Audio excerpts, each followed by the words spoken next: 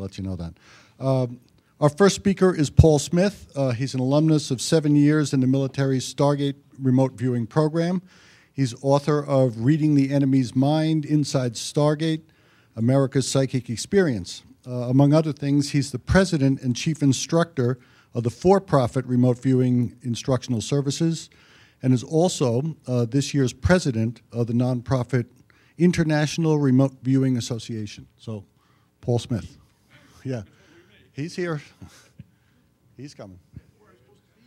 Huh? Up there, get hooked. I see. Oh, right. The electronics, I forgot about the electronics. And I'm carrying water, I'll probably electrocute myself. That's yours. Thank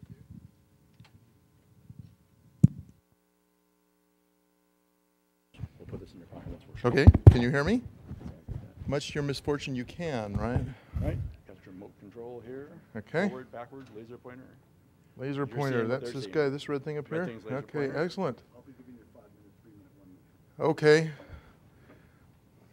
Okay. He'll give me 5 minute, 3 minute, 1 minute. Warnings, yes. I'm afraid of warnings. Okay. Why psi is consciousness's only hope? I've changed this title a little bit from what it says in your program, both in light of the talk I'm responding to and further thoughts on exactly what the point was I was trying to make. And the talk I'm responding to, let's see if I can figure this out. Yes, was given by Susan Blackmore back in 1996. Her title was Why Psi Tells Us Nothing About Consciousness. Now I pick on Susan, even though this is, 12 years after the fact, for a couple reasons. First of all, her perspective mirrors pretty much that about consciousness, the same perspective that's kind of evinced in the psychology and the philosophy disciplines in general, okay? Our concept, as we'll see, is a little bit broader than that, but she's got a pretty straightforward academic view of consciousness, and she's really the only one that's addressed this issue of psi in relation to consciousness in a kind of a skeptical way. Her argument goes something like this. First of all, ESP is probably non-existent. She doesn't come right out and declare it non-existent. She started off life as a parapsychologist, very much disposed to believing in it, and then over a series of disappointing experiments concluded that there probably wasn't anything to it, but they weren't inconclusive enough that she was ready to reject the hypothesis altogether that ESP exists. So I'm not going to say much more about that part of her argument, that psi doesn't exist. That's a whole topic in itself, and most of us are of the other mind based on evidence that we've seen. Okay. One thing I do want to comment, and I read her book, and I found it a very sincere effort to try and get to the bottom of what her experiences were.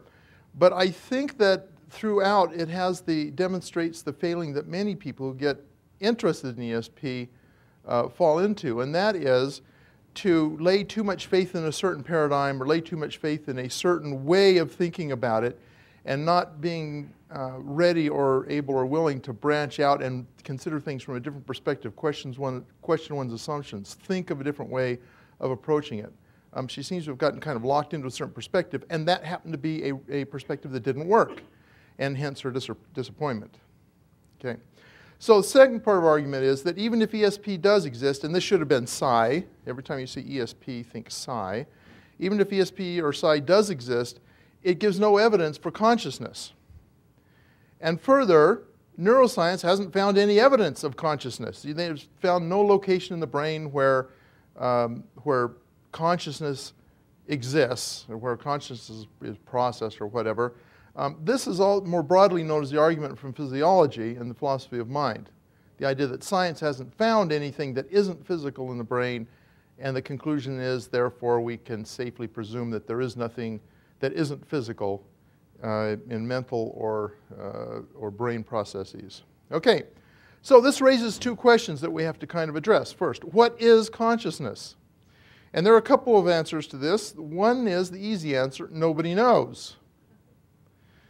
The true answer is everybody knows. But you just can't describe it or explain it to anyone else. Consciousness is a very profoundly subjective experience. And anytime you try and explain what your conscious experience is like to someone else, you find yourself having to rely on words that you hope have the same meaning as the person you're talking to, as opposed to maybe they have a whole different understanding of what you're saying. Okay? We never know. That's part of the mind-body problem and the problem of other minds. We assume other people have minds, although oftentimes when you're on the highway, you're not so sure. Okay, how do we define consciousness? Well, this is a very vague, sort of rough and ready definition I came up with on the fly. Everybody's got their own version of this. But I'd say it's the mental experience of perceiving, intending, apprehending, and attending to. Okay? Now, there's lots of words in there that need further definition before you know what the heck I'm talking about. So I'm going to defer to Susan here again for a moment. And this is from another paper she wrote on consciousness. And I'm going to read from this, and you can see, you can follow along. She says, I fell happily into consciousness yesterday, walking high on the Devon cliffs with the seagulls crying overhead. The grass brushing against my boots was so, well, grassy. It was green and lush and glistening and changing all the time as I strode along. This grassiness was my experience. Only I had just this vision from just this point of view. Yet, I also believe that I have objectively real eyes that take in light and objectively existing brain cells in my head that make me see. But how can this be? How can objective things like brain cells produce subjective experiences like the feeling that I am striding through the grass?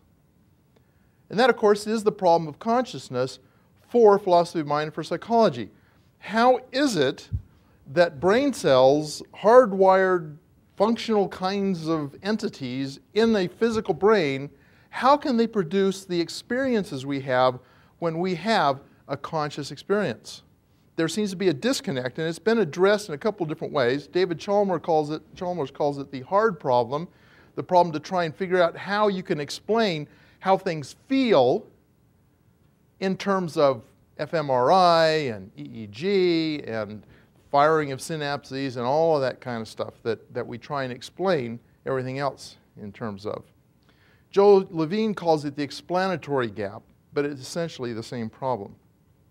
Okay? So one way of getting at this was by Thomas Nagel's had this interesting little article, basically, what is it like to be a bat?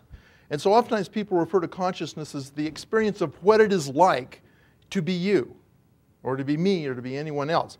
The interesting metaphor here was, okay, a bat, there's a certain way it is to be a bat, and it's not like being a human. And yet the things that distinguish being a bat from being a human are these kind of non-definable things, experience, what they call phenomenal experiences, or qualia, as I'll use the term very often here.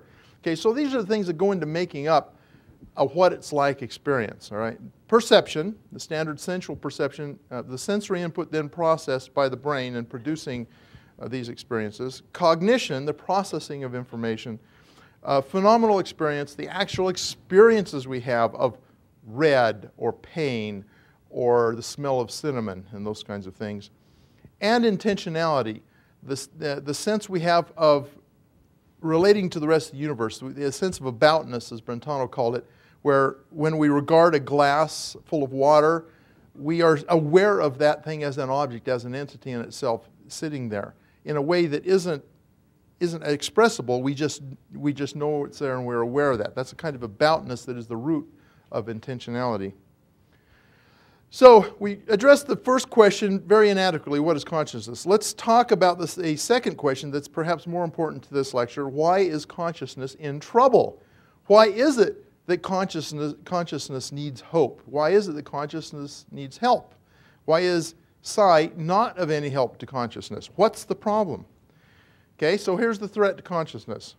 Well, the threat to consciousness, rather, is the threat to mind itself. It goes back to a much bigger argument, whether mind just is the brain, whether what we perceive as our mental experiences are nothing more than the end product of a whole bunch of neuronal firings and electrochemical processes and stimulation of nerve fibers and all that kind of thing. If the mind is only that, then it's just the brain. Or whether the mind itself is something unique and something over and above that, at least in some respects. And the fight started out with just mind versus brain, way back starting with Descartes. and proceeding up to today. But over time,